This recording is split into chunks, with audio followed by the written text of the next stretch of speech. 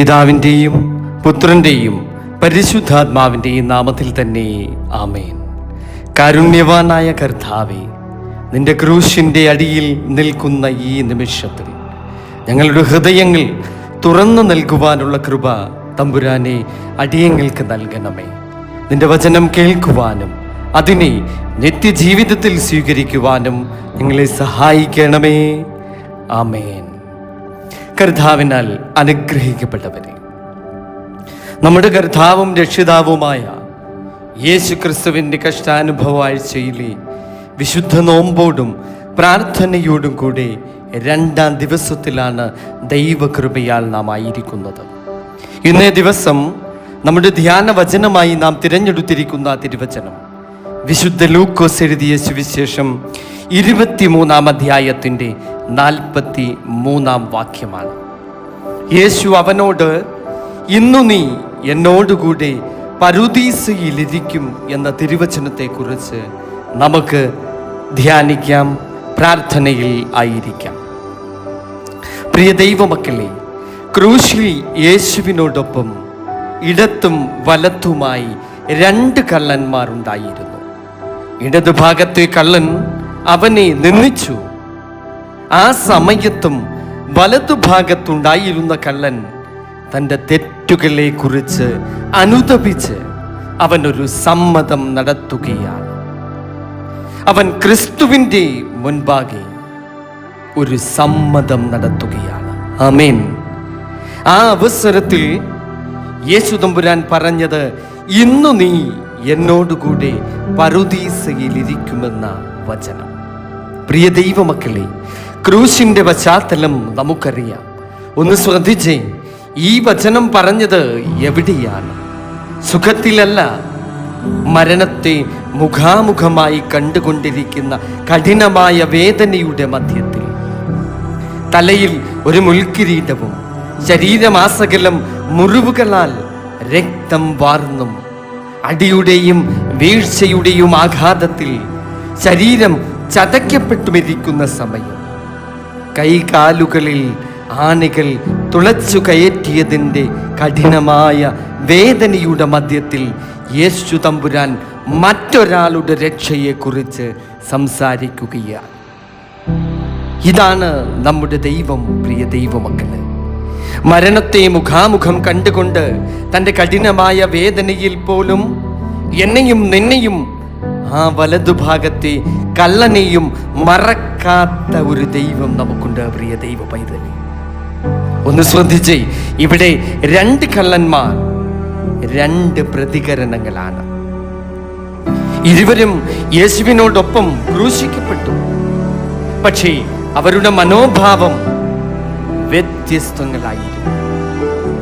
ആദ്യ കള്ളൻ, നീ ക്രിസ്തുവാണെങ്കിൽ നിന്നെയും ഞങ്ങളെയും രക്ഷിക്കൂ എന്ന് പറയുന്നു.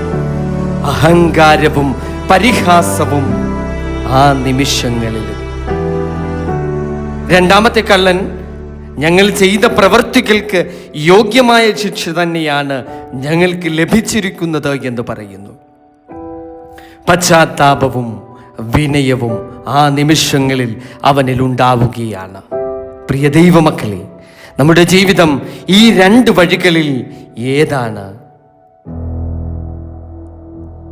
നല്ല കള്ളന്റെ വിശ്വാസം, അവൻ പറഞ്ഞു, യേശുവേ, നീ ഈ രാജ്യത്തും പ്രാപിച്ചു വരുമ്പോൾ എന്നെയും ഓർത്തുകൊള്ളണമേ എന്ന് പറഞ്ഞു എന്നാണ് വിശുദ്ധ ലൂക്കോസ് എഴുതിയ സുവിശേഷത്തിൻ്റെ 23-ാം അധ്യായത്തിൻ്റെ 42-ാം വാക്യത്തിൽ കാണുന്നത്.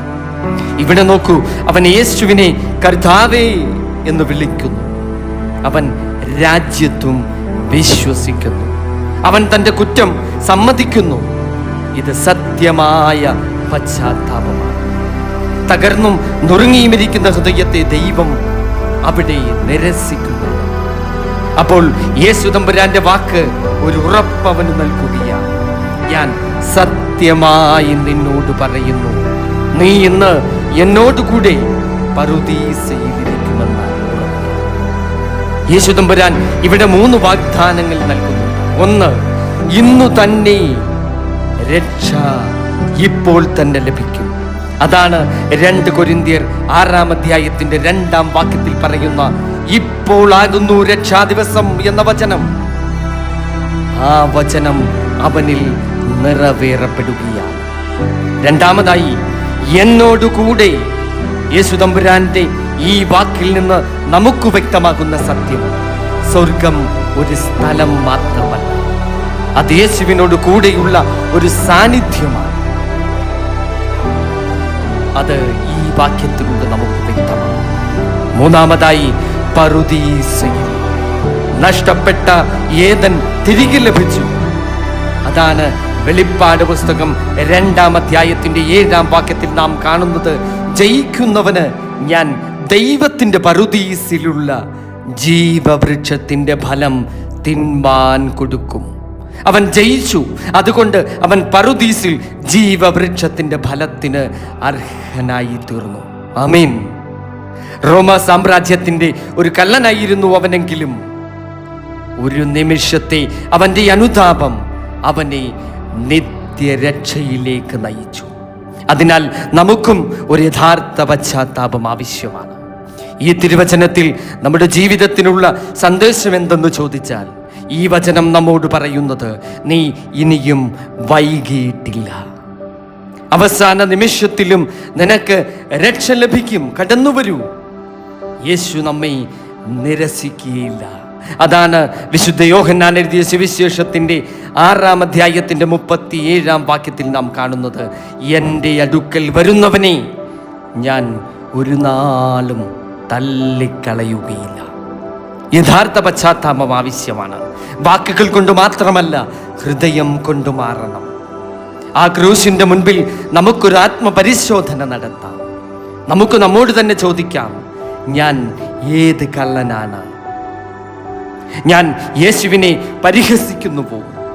അതോ ഞാൻ അനുതപിച്ച് എൻ്റെ തെറ്റുകൾ ഏറ്റുപറഞ്ഞ് അവനിൽ തന്നെ അഭയം തേടുന്നുവോ? ക്രൂശിൽ നിന്നും ഇന്നും യേശു തമ്പുരാൻ നമ്മോട് പറയുന്നു, ഇന്നു നീ എന്നോടുകൂടെ ഇരിക്കും. അതിനായി നമുക്ക് വേണ്ടത് പശ്ചാത്താപം, വിശ്വാസം, വിനയം. കർത്താവായ യേശുവേ, വലതുഭാഗത്തെ നല്ല കള്ളനെ പോലെ അനുതാപത്തോടെ കുറ്റസമ്മതത്തോടുകൂടി നിന്റെ തിരുമുൻപിൽ വരുവാൻ തമ്പുരാനെ അടിയങ്ങളെ സഹായിക്കണമേ. ഞങ്ങളുടെ പാപങ്ങൾ അവിടുന്ന് ക്ഷമിക്കണമേ. നീ രാജ്യത്വം പ്രാപിച്ചു വരുമ്പോൾ തമ്പുരാനെ ഞങ്ങളെയും ഓർത്തുകൊള്ളണമേ. ആമേൻ.